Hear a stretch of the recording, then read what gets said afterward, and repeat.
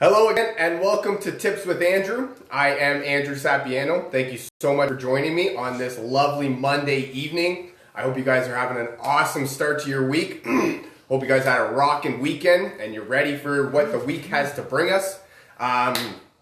Just a quick update. I am currently almost finished my course on how to lose weight and get healthy. There is still a little bit left to be done. So if you're interested in getting into the pre-launch or having your input gathered for more tips and topics for the course, there's still time to get that inputted. So if that's something that interests you, definitely drop me a comment, send me a message, and we'll get you rocking and rolling. Today, I wanted to talk a little bit about one of the biggest issues that people arrive with, and that is sleep.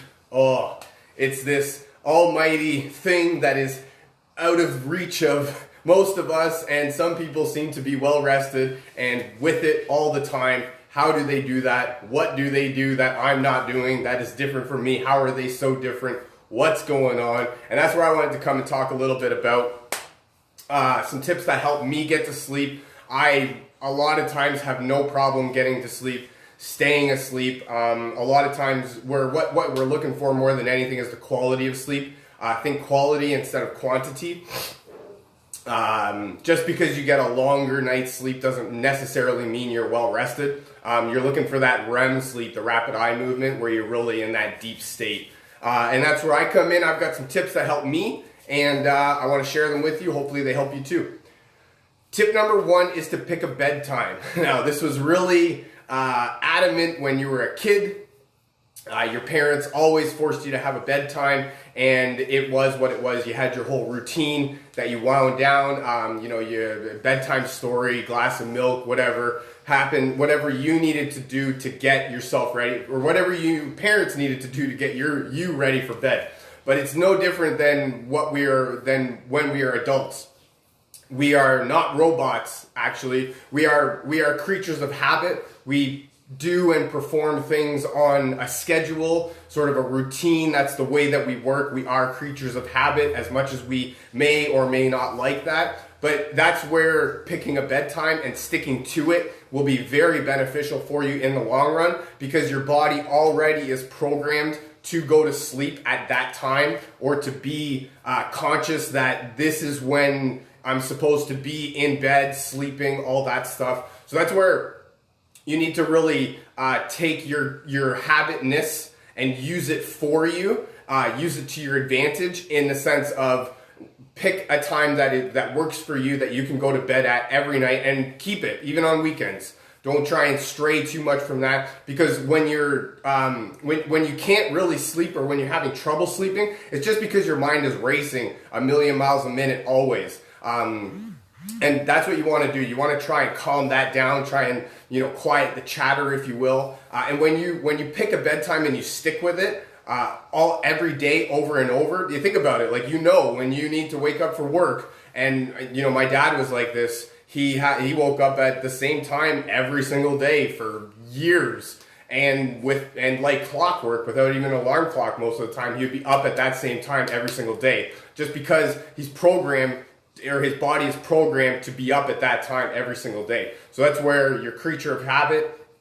Your habits will take over, and you just use them to your benefit to give you the best possible sleep that you can get. Tip number two is to wind down at the end of the night before you go to sleep. There's nothing harder than trying to go to sleep when your mind is racing a million miles a minute, when you're not thinking about going to sleep, when you're not relaxed, when you're really jittery and all that stuff. That's one of those, you want to avoid coffee, sort of any sort of stimulants that you're having later in the day. But that's, you want to find time to wind down, to sort of give yourself a break, to get in that relaxation mode, if you will, that's going to bed. Essential oils like lavender are great for promoting a restful environment, a relaxing environment. And that's stuff that you can do that will help you clear the chatter in your mind, sort of quiet your mind, keep you calm and create a relaxing environment that you need to go to sleep. There's nothing harder than trying to go to sleep with a million things going on, or this, that, blah blah, whatever's going on in your life. It can be very easy to overwhelm you and to be at the forefront of your mind. You want to do what you can to help yourself wind down, sort of take a chill pill, if you will, at the end of the night, and relax your mind and your body so that you can go and be in a blissful state of rest. Tip number 3 is to manage stress. Your stress levels directly affect everything in your life. While a little bit of stress is good, and it is great for promoting, benefits in your life and pushing you and growing you as a person, too much stress is not good at all. It's going to be a detriment to your health. When you're stressed, you're overeating, you're not sleeping, you're not taking care of your health, you're not even looking at your health because you've got a million things going on. And that's where overwhelm takes forefront of your mind. You can really get bogged down, you really get moody, grumpy. When you're not sleeping, the last thing you want to do is be a happy camper. I mean, let's get real here. When you're tired, and all you want to do is go to bed. And the last thing you want to be doing is, listening to that chatter in your ear of how much more you have to do, how much more needs to be done, and all you want to do is just go to sleep. So find ways to manage your stress. Different things that you can do, like taking breaks. Definitely want to take breaks. Exercise is another great one, if nothing else, for just taking the load off your mind, going out and just beating the piss out of some punching bag or something like that. But stress levels affect everything that we do, and when you need to do what you can to keep them sort of in a they go up and down always. It is what it is. That's called life. But you want to try and keep them in like a balanced range, something in a level where you can control it and you're not really being controlled by it, and you can still kind of function on a daily basis. Next tip is to be conscious of your room. Make your bedroom a bedroom for sleeping. You don't want to do TV in there. Also, other things like make sure it's nice and cool. I don't know about you, but when I'm really hot, I can't sleep. I don't like to be sleeping in a pool of my own sweat, and normally I can't do that. So make sure your room is nice and cool, or unless you like it hot. You do you. I can't tell you what's going to be good for you, but make sure that your room is at a set temperature so that you can so that it's nice for you to go in there and be relaxed, ready to go to sleep. Also, try and think about your curtains. Invest in some blackout curtains. We actually use eyepieces to just put right around your eyes. They're like the eye mask or whatever. That's really good. We like that. That just darkens everything up. A lot of what I like about that too is it kind of presses your eyes down almost. So when you've got the mask, you're almost being pressed down to where you don't really have to think about your sleeping. A lot of times when you're trying to sleep, you got your flicker of your eyes, or a little bit of sunlight comes in, and all of a sudden you're all wonky and whatever. But definitely want to check out how dark your room is, because if your room's not dark, you're not going to get a good sleep. It's just the way that it is. You're not programmed to sleep in the daytime. That's where we're not nocturnal. We are awake in the daytime and we're asleep at nighttime. So when the first sign of light comes in, that's when automatically our brains, our bodies are, we're kind of programmed to wake up at that moment. So that's where if you invest in some blackout curtains, an eye mask is perfect for us. We love it. Avoid liquids before bed.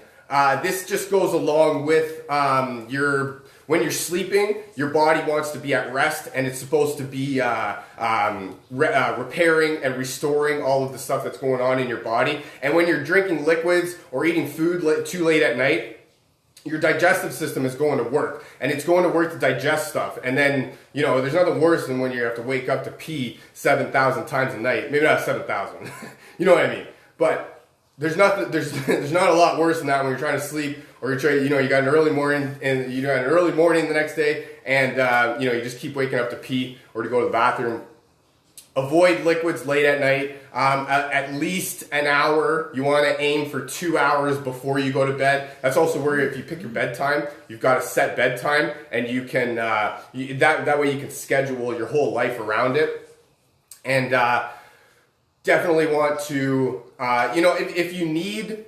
Some people need like a glass of tea or a warm milk or something like that. That's one thing, but if it's affecting your sleep, you need to find a different way on what would work better, and just try something different. But when you're eating or drinking too late at night, your digestive system is just going to work instead of your body going to work to repair and restore what's going on inside of you.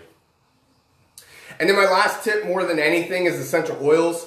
We've touched on them a little bit about creating relaxing, restful environments. I love them, especially for sleep time, promoting relaxation, all that fun stuff. One of my favorite oils is a woodsy oil called vetiver. This one I love. It's a really thick oil, so we use a dropper. But I love this one. This one sometimes gets put in the diffuser, but a lot of times it gets dropped on our pillow. I love putting vetiver on the pillow, and it's actually great because essential oils are volatile aromatic compounds at the base of it. All that means is that they just change states quickly from a liquid to a gas. So before it stains your pillow, it will evaporate, which is great. That's why I love it. So I like using that for promoting relaxation. Woodsy oils are great for calming and relaxing. Another oil like eucalyptus. I love putting eucalyptus on my chest and my neck, my throat area right here. This one is great. Think Vicks Vapor Rub. I love it. But what this one I use is for actually helping to open up my airways and promote clear breathing. A lot of those sounds that you make while you're sleeping, or maybe your significant other makes while they're sleeping, that's not going to help. That's not going to be a benefit for you at all while you're trying to sleep. And it's actually not good for your breathing in general. So that's why I like to take eucalyptus, open up the airways, allow for clear breathing and a restful state.